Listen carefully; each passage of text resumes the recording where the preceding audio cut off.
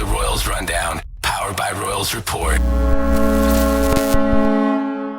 Welcome, everyone, to another edition of the Royals Rundown podcast, powered by Royals Report here on the Nordcast Network. I am your host, Evan Dickinson, here to talk to you guys about the Royals' past weekend against the Wheeling Nailers. That's right, you head over to WesBanco Arena in Virginia, or West Virginia, I guess you could say, to take on the Wheeling Nailers in a two-game series. It's the first time the Royals have played the Nailers in the calendar year of 2026, and it featured some interesting things that we need to talk about. So let's hop right in. Starting off with the first game that we're going to go over here in review.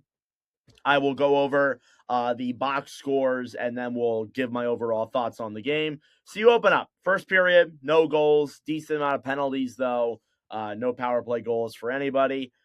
Jacob Frasca, just about 3 minutes into that first period, or that second period, makes it a 1-0 Royals lead, assisted by Nolan Burke and Ben Meehan, and it put the Royals up 1-0, and then with just 23 seconds left in the second period, Connor Lockhart ties the game, and that was up to the point where the Royals were playing really, really well. Petrozelli, up to that point, made legitimately nearly 20 saves. He was absolutely phenomenal in that stretch, and the Royals just could not hold on, and the Nailers tied it. Through those first 40 minutes, the Royals had 13 shots. 13 shots. Sorry, guys, that's not good enough. I'm just going to say that right now. And then in the third period, it gets up to him the best. Matty De St. Phal, assisted by Lockhart. So Lockhart with a multi-point game makes it a 2-1 lead, and then Logan Patello with an empty net goal makes it a 3-1 final score. In that third period, the Royals actually did play a lot better. They outshot the Nailers 19-4. So it was absolutely nuts. Crazy. And they weren't able to get a puck past the Nailers goaltender, and again, just could not get the game done. I thought Taylor Gauthier, who played in the game on Saturday as well, looked very, very good at a .968 save percentage. That's really respectable numbers there for sure. Unfortunate, again, Keith Petrozelli, another loss, even though, you really don't blame the game on him. It just seems like whenever he's playing, the Royals can't find a way to score. It's really been a big struggle here this season in regards to the Royals. So they dropped that first game against the Nailers. Then you head into the second game. And I do want to preface this. Up to this point, they haven't won a road game since November 21st, losing 9 straight road games down that stretch. Really, really bad. Again, for a team that started off the year with a franchise record 7-game road trip, it's really shocking that down the stretch, they just could not win on the road to save their lives. And again, there is a losing streak put in there, but you would think that maybe over the course of that, you'd win at least one, you'd have luck go your way. No. So then you head into that second game there for the Royals against the Nailers. It was an earlier puck drop, 4 o'clock, with the impending storm that was coming. I actually didn't really have that big of a problem with it. I actually kind of like the 4 p.m. puck drop. I thought it was very convenient, and that way you're done by the time you can have dinner. But anyway, that's not what we're here to talk about.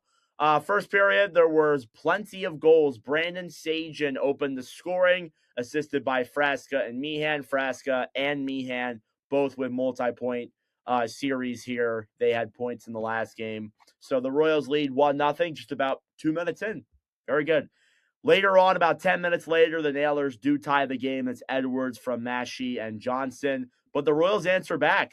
Less than a minute later, Jack Page scores his first career goal and point, assisted by Connor McMenamin and Nolan Burke. And it's a 2-1 lead for the Royals at the end of that first period. Shots were 15-6 in favor of the Nailers. Second period, Pavlenko comes out.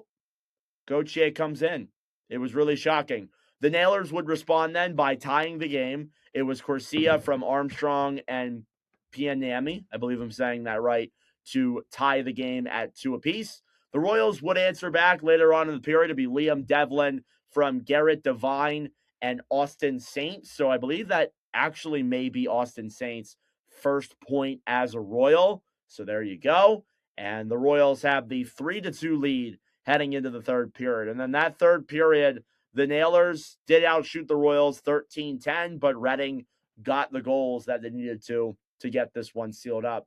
Alec Butcher scored from Sajan and Haskins, and then Connor McMenamin scored from Jack Page, a multi-point game from Page to make it a 5-2 win for the Royals against the Nailers. It was a really well-played game.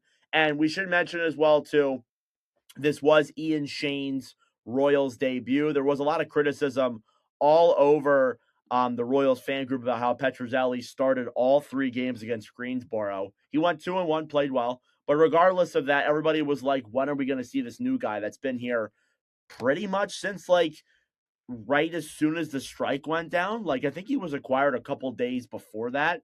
And obviously things turned the way they did. But overall, he's been the backup more or less most of the time. And I think with Yanni Perez being called up to Lehigh Valley, and I think the narrative is he's going to stay there for a while. I think we're going to see Shane here maybe once or twice coming up here. I would not be shocked if we see Petrozelli twice in this series coming up. We will obviously see if that does happen. But overall, I thought it was a good season split by the Royals against one of the best teams in the ECHL. Not a lot to report on here, honestly. It was a game on the road. Don't have a ton of thoughts. I thought overall the Royals played a lot better in the second game than they did the first game. To spread out what they had in the third period of the first game throughout the entire game, I think really helped them out, and they played a lot better as a result. So yeah, that'll do it here for this episode of the Royals Rundown. Thank you all for watching. I really do appreciate it. We will be back on Friday morning previewing the upcoming weekend once again against the Greensboro Gargoyles. Thank you all for watching, and I will see you guys in the next episode. Let's go Royals.